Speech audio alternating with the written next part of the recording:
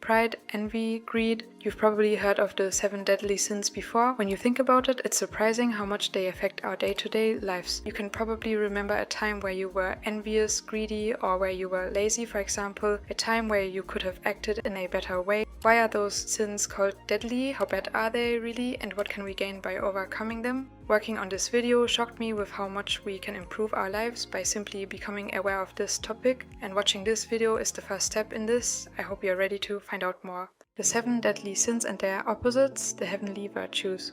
What could these look like as characters? Hi, I'm May, and today I'd like to share some of my thoughts on this. For this I drew 7 character designs with each character representing both sides, one version living in the sin and another showing how they've overcome it. The goal isn't to shame or moralize, it's to understand these sides of human nature that exist in all of us. We all can feel pride, envy, anger, or laziness at times, but when one of these traits starts controlling how we think or act, it can take over, and that's when it becomes destructive. That's also where the virtues come in. They're not about being perfect, but about finding balance, learning how to live with intention, empathy, and clarity. The idea of the 7 deadly sins originally appeared in early Christian writings around the 4th century as a way to describe patterns of behavior that distance us from goodness, love, and purpose. It is not stated anywhere in the Bible that these 7 specific sins are the deadly sins. They are just mentioned at different parts in the Bible. A definition for sin in general, and with this the origin of all sins would be a disobedience of God's law, rebellion against His will, and a failure to conform to His moral standards.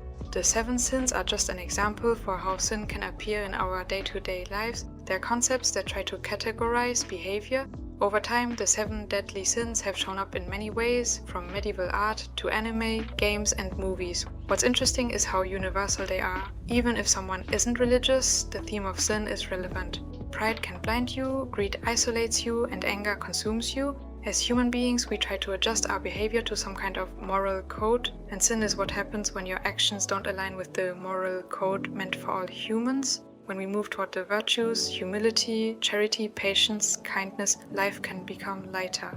Now let's start with the first character design.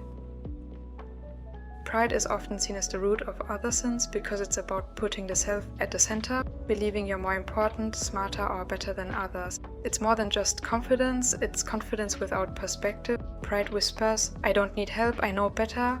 In small amounts, pride in your work or achievements is normal, but when it grows unchecked, it leads to arrogance, a lack of empathy, and eventually isolation, because no one can reach someone who won't listen. Humility is the opposite of pride, but it's not about self-hate or acting small. True humility means knowing your worth while recognizing that others have worth too. It's controlled strength, confidence balanced with openness and gratitude. It's saying, I'm learning, instead of I already know. When someone lives with humility, they can celebrate other people's successes without feeling threatened, and they can take feedback without feeling attacked. The balance between pride and humility is where growth happens. You need enough pride to believe in yourself, to take action, to express who you are, but that pride needs to stay connected to empathy and perspective. One practical example, imagine a group project. A prideful mindset might say, my way is best, the others just slow me down. A humble but confident one says, I know my strengths, but I also know others bring something valuable. The result is teamwork instead of tension. Humility doesn't mean silence, it means choosing to listen first and then speaking with understanding. Next, some thoughts on this character's design. For the sinful version, Pride, here I went with a more grand, almost regal outfit. There's a golden crown, padded shoulders that exaggerate the stature, and a mirror pendant that constantly reflects the character's own face. Every piece of the design represents self-focus and control. The posture is upright, almost stiff, a symbol of someone trying to hold their world together through sheer will. The pointing finger in the pose adds to this. Then I added various arrows pointing towards the character throughout the design. A large tower pattern on the pants suggests the character thinks they are able to achieve anything. Multiple medals show achievements and how much value they hold for the character. While the overall outfit pieces and cut remains similar in the virtue version, humility, there is a transformation. The crown becomes a small wooden wreath. Instead of the self-reflecting mirror, there's a scarf in which multiple people are visible, and the once more sharp and exaggerated clothing becomes more gentle and flowing. The pose also relaxes. For the tower pattern on the pants, I drew in a crumbled tower here, revealing a new path. a path only accessible through letting the pride fade away by realizing own imperfections. This visual change tells the story that humility doesn't erase identity, it softens it, letting connection replace ego. Pride shows up in small ways every day, interrupting someone because you assume you already know their point, refusing help when you need it, or posting only the best version of yourself online because you're scared of appearing imperfect. In relationships, pride can make apologies feel impossible. In work or school, it might look like never admitting mistakes, which eventually stops growth. Sometimes it's subtle, like judging someone silently for not being as put together as you. Pride can make you forget that everyone's story is different, that the struggles you don't see can be heavier than you imagine. Overcoming pride isn't about self-punishment, it's about awareness. It starts with recognizing moments where you resist learning, listening, or admitting weakness. When you notice that reaction, pause and ask, what am I protecting? Most of the time, pride protects fear of not being enough, of being overlooked or losing control. But humility reminds us that worth doesn't depend on being better. It's already there, built into who we are. Practically, humility grows when we ask for feedback, even when it's uncomfortable. Practice gratitude, not just for what we have, but for what others contribute. Serve or help without expecting anything in return. In moments where pride wants to take over, even something as simple as saying thank you or I was wrong can shift your mindset. It's those small choices that change how you see yourself and others. And maybe the deeper idea here is this: when you stop trying to make yourself the center of everything, you make space for connection, creativity, and love. It's like stepping back just enough to see the bigger picture, realizing you're part of something much greater than your own reflection. After exploring pride and humility, we move to another powerful contrast for the next sin and virtue. While pride is more about me above others, this sin would be more about me before others. Just like before, the virtue here brings balance, reminding us that what we give often multiplies in ways we don't expect. Greed is more than just wanting money or possessions, it's the craving for more success, more attention, more security, without ever feeling satisfied. It makes you believe that what you have isn't enough and that your worth depends on what you can own, control, or gain next. There's nothing wrong with ambition or wanting comfort, but greed crosses the line when having becomes more important than being. It can make people hoard time, affection, or recognition, not just things. The world starts to shrink down to me, my plans, my goals, my fears. Greed promises security but delivers emptiness. You keep reaching for something that never fills the space inside you want it to fill. Charity or generosity is often misunderstood as simply giving things away, but it's deeper than that. It's a posture of the heart. Charity means seeing abundance, not scarcity. It's realizing that when you share time, kindness, knowledge, or resources, you don't lose anything essential, you actually grow. True charity isn't about guilt or obligation, but love expressed through action.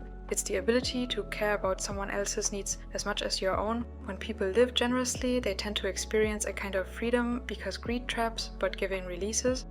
The balance between greed and charity is about knowing what enough means. Everyone has basic needs: food, rest, security, and it's okay to want to meet them. It's okay to enjoy good things. The problem starts when having something good makes us want to keep everything good for ourselves. Balance looks like contentment, using what you have wisely without letting it rule your heart. It's about asking yourself, do I own this or does it own me? A simple example, imagine you have a hobby you love, maybe art, gaming, collecting things, or fashion. There's nothing wrong with investing in it, but if it becomes the main thing that makes you feel okay, it starts taking instead of giving. That's when generosity, whether it's sharing your time, items, teaching others, or simply using your possessions or skills to bring joy to others and not just yourself, restores balance. Charity breaks the illusion that fulfillment comes from accumulation, from gathering things. Taking and giving need to be outlived in a reasonable balance to achieve freedom from greed. For the greed version of this character, I imagine someone who constantly clings to what they have, both physically and emotionally. I drew in a closed leather pouch hanging from the belt, the kind that looks like it's bursting but still tied shut with a golden lock. Around the neck there's a necklace made of coins. The character also carries various jewelry items, including chains, kind of fitting to the concept that greed binds the person who has it. The expression is kind of smug, seemingly happy because of all the things the character has while still looking out in case there's something else to get. In the charity version, everything opens up. The pouch is untied, and the lock pendant which previously was closed is open and worn as earrings here instead of as a necklace. It becomes a symbol of release. To kind of represent a maid or butler outfit, which to me is related to the concept of charity, as a maid or butler takes care of someone else's needs, I added some white fabric parts with ruffles here. Then the character previously wore a lot of bags, which were hoarded with things like keychains and bows. Here this is replaced with a gift bag, showing that the character now gives away the things not needed to people who actually need it. I imagine the character now focuses on having what's necessary and a few decorative items that bring them joy, instead of hoarding items to fill a need for fulfillment. The expression is more open and the posture changes from guarded to giving, a reminder that generosity doesn't drain you, it makes you lighter. Personality-wise, this character learns to shift from controlling to trusting. Greed often starts from fear, the fear of losing control or not being enough. I wanted that fear to still be visible in small details, even in the redeemed version, because overcoming something doesn't erase where it started, it just transforms it. Greed appears in more ways than we usually recognize. Sometimes it's obvious, like companies exploiting workers or hoarding resources, but it can also be subtle, keeping knowledge to yourself because you're afraid someone else might surpass you, measuring success only by what you earn or own, feeling jealous when someone else gets what you think you deserved. Even in personal relationships, greed can sneak in, like expecting constant attention or affection without giving much back. In today's world, where everything moves fast and attention equals value, it's easy to believe we have to keep taking, achieving, consuming to stay relevant, but that constant need can leave us disconnected, both from others and from what truly matters. The opposite of greed isn't poverty, it's gratitude. Gratitude shifts the focus from what's missing to what's already here. When you are grateful, even small things feel meaningful, a meal, a laugh, a moment of quiet. And that perspective makes generosity come naturally. There's something powerful about realizing that not everything you hold needs to be kept. Whether it's your time, talent, or energy, giving it away can actually fill you more than holding onto it ever could. For example, sharing your art online not for likes but to inspire someone else, helping a friend without expecting anything back, donating something that meant a lot to you because you know it'll help another person even more. Those small acts remind us that fulfillment doesn't come from owning or keeping, but from connecting, and maybe that's one of the quiet truths we learn as we grow, that when you loosen your grip, you start to feel free. You start to see that the deepest kind of security doesn't come from the things you collect, but from something steady beneath it all, a kind of peace that doesn't depend on what you have. You could call it purpose, truth, or love. It's what steadies you when the world says you need more to be enough. When we live with that kind of trust, the fear that drives greed starts to fade. We realize we're not defined by our possessions and how freeing living detached from these things can be. After pride and greed, the next sin would be about excess in any form. The desire to fill every empty space with comfort, and the corresponding virtue here would be about restriction, not for the sake of rules, but for the freedom that comes when you learn where enough truly is. Gluttony is often seen as eating or drinking too much, but it's really about excess in any form. It's the constant need to fill ourselves, whether that's with food, comfort, entertainment, or even validation. It's when satisfaction turns into dependency, when something good becomes something we can't live without. At its root, gluttony isn't about appetite, it's about emptiness. It's trying to fill a space that can't be filled through temporary things. You could say it's the overconsumption of what's available to avoid recognizing what's uncomfortable inside. Gluttony says just a little more than I'll feel okay, but a little more never really ends. In a way, it connects to the previous sin, greed to me. Temperance is the ability to enjoy things without being controlled by them. It's not about rejecting pleasure or denying comfort, it's about balance. Temperance recognizes when enough is enough and finds joy in moderation. It's the quiet strength that helps you pause before giving in to every craving or impulse. It says, I can enjoy this, but I don't need it to be okay.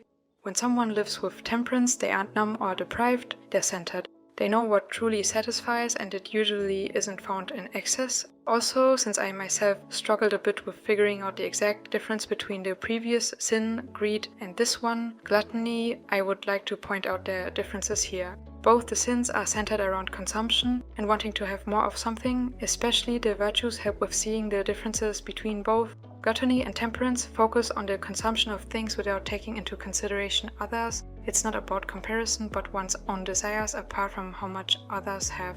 Greed is kind of a connector between gluttony and envy, another sin I would talk about in the next video of this series.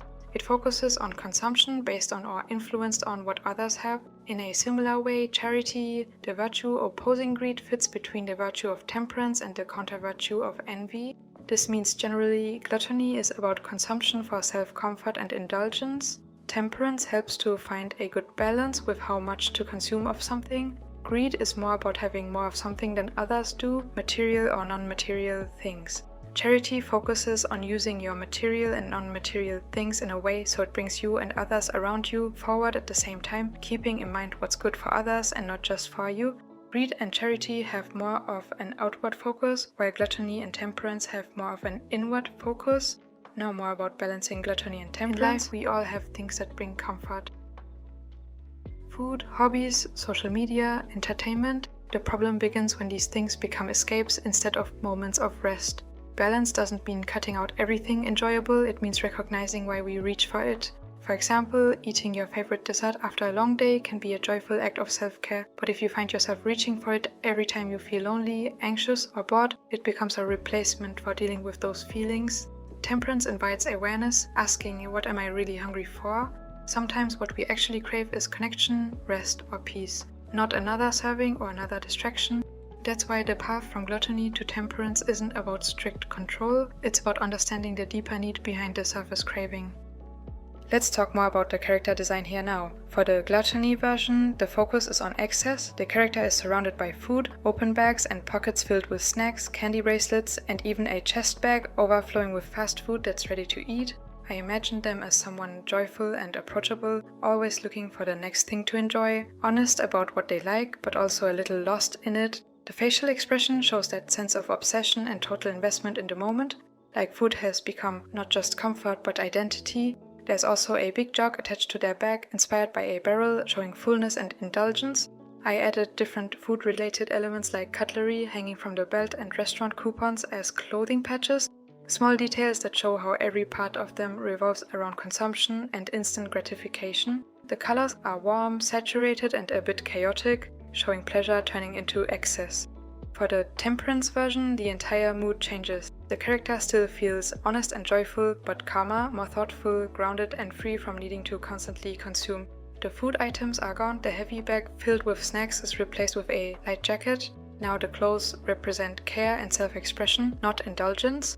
They are worn as clothes and not just to store food items. Instead of the big jug, the character holds a single water bottle as a symbol of moderation and self-control. The headpiece changes too. Instead of decorative feathers representing a craving for quail, it becomes a practical headband showing contentment and purpose. On the belt, the cutlery items are replaced with sandals, representing restoration, walking in new identity instead of chasing old desires. I also added a small boat and rudders as symbols of wise direction and energy management, showing that self-control is not about restriction but steering your life with intention.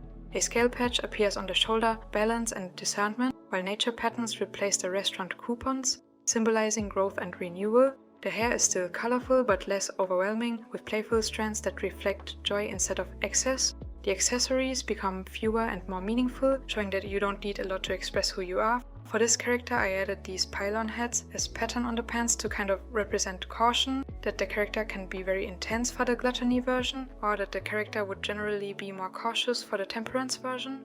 It's interesting to me that a clothing piece can have multiple meanings this way. However, I have to admit I forgot the name of how these things are called and I just couldn't find it when typing in what are the orange, white, striped things you place on streets and searching for this. Luckily, I just remembered they were something with pylon after some time and found the correct term. Next, here's also a bit of a personal experience about greed and gluttony. Both the sins focus on having a lot or wanting to have a lot. I personally find having a lot of things, clothes, foods to choose from, options for what to do with my time, etc. overwhelming. I myself find it adds a weight to you. It can make organizing, making decisions and so on a lot more difficult and time-consuming. That's why both greed and gluttony kind of represent the dangers of being materialistic and relying a lot on material possessions or even consumption of media as a main source of fulfillment. disregarding dangers like the environmental and mental impact it has on you. Choosing some things to have, wear, eat, or consume media-wise can help with self-expression and realization. But a really mindful, selective approach, so you have the things you truly need, is helpful here instead of just consuming through buying, eating, and so on for the sake of consuming or as a distraction. Again, both greed and gluttony share the same danger, relying on having more to feel fulfilled. Having too many things, options, or choices can be heavy. I've often found that owning less and being selective with what I buy or eat brings more peace. At this point, I would also like to share a view on the climate. We shouldn't make climate saving and so on our god in a way, because our own lives and even this world will also one day fade. However, as long as we are on this planet, we can contribute to making it a better place for everyone and everything on it while we live and for the future. Care for the world shows care for others, inspired by the care that allows us to even be here. The care that gives us the opportunity, the choice to have an eternal life without worldly struggles. When you focus on what truly matters, in aspects like health, creativity, or relationships, life becomes lighter. Here's a question you can ask yourself. Do you consume, meaning you're in control and it's part of what you appreciate? Or are you consumed, meaning what you consume has control over you and without it you feel incomplete? The temperance version for this character design captures a life that doesn't lack something, but a life of realizing you already are enough, and that you don't need to rely on consumption to be fulfilled. In today's world, gluttony shows up in ways we don't always recognize. It's not just about overeating, it's about overstimulation. Scrolling for hours online, not because it's enjoyable anymore, but because stopping feels uncomfortable. Watching show after show because silence feels too quiet. Buying things to feel good for a moment, only to realize the happiness doesn't last. Even emotional gluttony exists when we depend on constant validation or praise to feel secure. Gluttony often hides behind the idea of "I deserve this," but too much of a good thing can dull our appreciation for it. The more we chase, the less we actually enjoy. Overcoming gluttony doesn't mean cutting joy out of your life. It means learning how to experience joy deeply. Start small. Take a break before you give in to a craving, not to deny yourself, but to ask why you want it. Practice gratitude before reaching for more. Sometimes just pausing to notice what you already have brings more satisfaction than adding something new. Implement moments of quiet without background noise, screens, or distractions in your day. It can feel uncomfortable at first, but it helps you reconnect with what's real. Temperance is also about learning to listen to your body, your emotions, and your spirit. It's realizing that comfort isn't bad, but it's not the same as peace. When we live in a world that tells us more is the goal, more followers, more things, more success, temperance whispers something different. You already have enough, and this kind of peace feels fuller than any indulgence could ever give. There's something freeing about realizing that the things we reach for to feel complete, food, pleasure, attention, were never meant to fill the deepest part of us. That space is meant for something that doesn't fade or depend on how much we consume. You can finally understand that you don't have to keep filling your plate, because what really nourishes you doesn't run out. It's already there, waiting for you to notice it.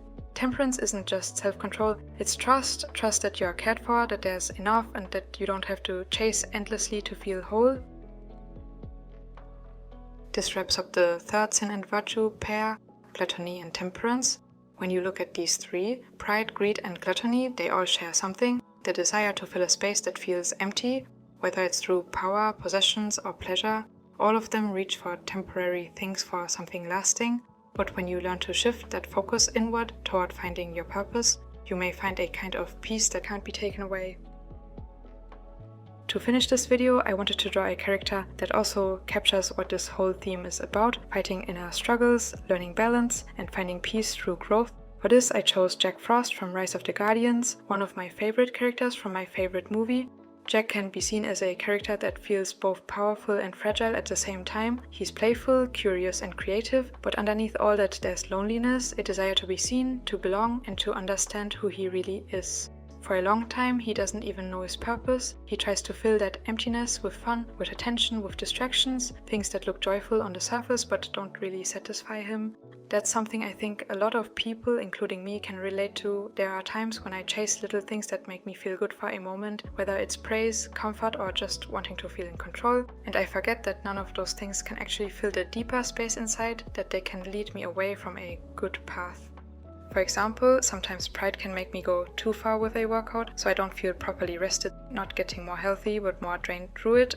As I am writing this, I will work out my legs today, but I'm still sore there from my last workout. This is because I went further than necessary last time. My workout schedule is structured, so I normally would not be sore anymore in a body part when I work out that part again. I aim to exercise to stay healthy, and for this it's not necessary that I sacrifice more of my time and energy for working out than needed. My focus is on the projects I'm working on, like this one, because I found that this is part of my purpose, what I was created to do. So when pride makes me sacrifice time from the projects for working out more than necessary, I want to be more mindful the next time. What am I proving by doing more than necessary? It just leads to more exhaustion and time away from what really matters, from things where I could actually change something for other people and affect their lives in a positive way. When he was chosen as a guardian, he realizes his worth was never about what he could prove, but about what he could give, joy, hope, and wonder to others. In a way, his journey mirrors the shift from sin to virtue, from pride to humility, from greed to generosity, from gluttony to self-control.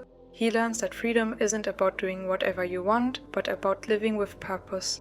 I think that's what makes his story interesting. It's not just about magic or snow, it's about rediscovering meaning. For the illustration, I wanted to capture that quiet realization, the moment after the chaos when everything feels still.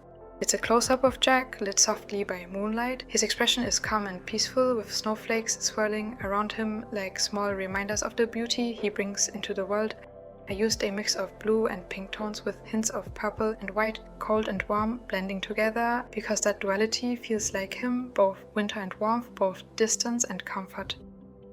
Then you will see that I even added this duality to Jack Frost. His eye and hair color change, as if he is realizing the value of the past, learning to accept what happened and acknowledging what he can learn from it. How it may define part of who he is today, but also that he can't go back, that he now is someone new, someone who has the ability and potential to overcome past sins and live more according to the virtues.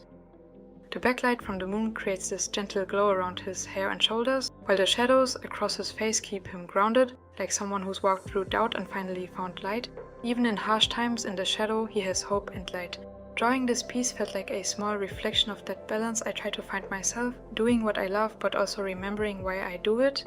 Jack's story also made me think about how easily we overlook the quiet parts of life, the pauses where growth happens. It's easy to get caught up in constant motion, in chasing the next thing, but sometimes the most meaningful moments come when you stop, breathe, and just notice. The coldness in his world becomes a symbol for that too, because even in the cold there's beauty. Snow can be harsh, but it also sparkles under light. It teaches us that softness can exist even in hard seasons of life. I think that's the message I hope to leave with this first video, that all of us carry some of these sins inside, pride, greed, gluttony, or others. They show up in small ways, comparing ourselves to others, overworking, overconsuming, or just forgetting what truly matters. But we're not meant to stay there, we're meant to grow, to find balance, and to seek something deeper than momentary satisfaction. For me, that deeper thing is what gives meaning to everything else. It's what makes creating, sharing, and simply living feel worthwhile. When you search for this purpose, which doesn't fade when trends or achievements do, life becomes clearer. It's like realizing that even the coldest winter can reflect light if you're willing to look up. And that's where I'll end the first part of this series. In the next video, I'll continue with the other 4 sins and virtues while exploring how they appear in both stories and daily life. Then, to talk more about how these ideas appear in modern media and what they can teach us, I'll also draw another fan art piece. It will be of a character with a fandom closely connected to the 7 deadly sins. Maybe you would like to guess what character or fandom that could be. Other than this, you can share your own thoughts on topics like the 7 deadly sins and the 7 heavenly virtues in the comments. Which sin or virtue from this video do you have experience with? Which character design do you like most? And do you know Jack Frost and Rise of the Guardians? For timing reasons, I only included the time-lapse of drawing Jack Frost in this video. If you would like to see longer screen-recorded process videos of my art and more, or if you'd just like to support me in some way, you can check out my Patreon. Other than that, leaving a like and possibly subscribing for more videos like these in the future would mean a lot. Thank you for watching and for taking the time to think about these things with me. I hope this video helped you in some way. Have a nice day. Bye.